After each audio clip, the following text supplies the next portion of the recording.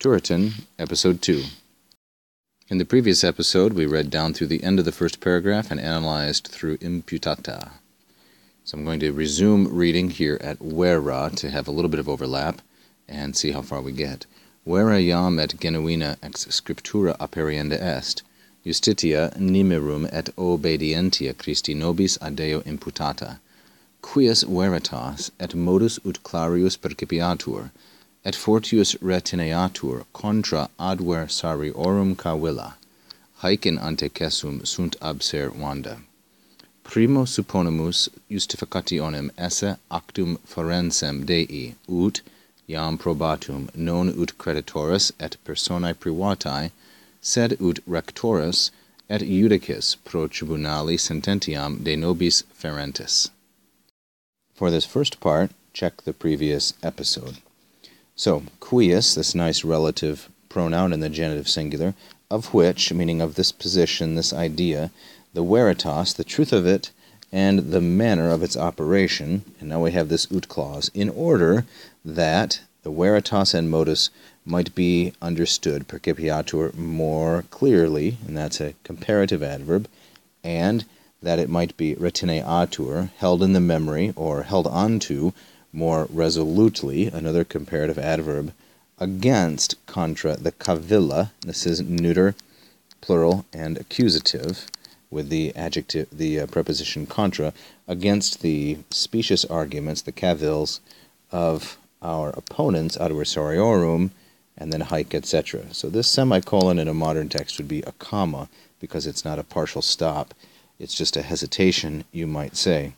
When I first saw this mark here, I thought that this mark might be indicating an N, retineantur, but since I believe the ut controls both percipiatur, which is third singular, and retineatur, which is singular, third person, I think this is just a piece of chaff and not actually indicative that this is third plural, because these are in parallel.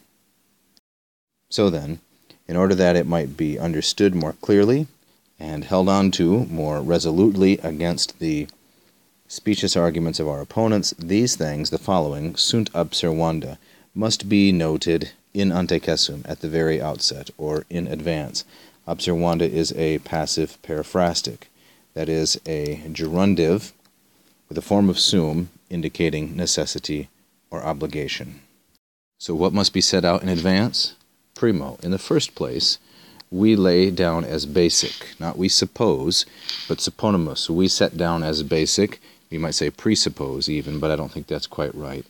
We establish as fundamental that justification is a forensic action, actum forensem, a legal, courtroom-based, public, forensic action of God, as iam probatum, an actum that is already proven or established, not that of a creditor, that is someone who loans you money, and of a private person. Now I said that for ut, but it is in apposition. It's not some kind of a separate clause. It's parenthetical.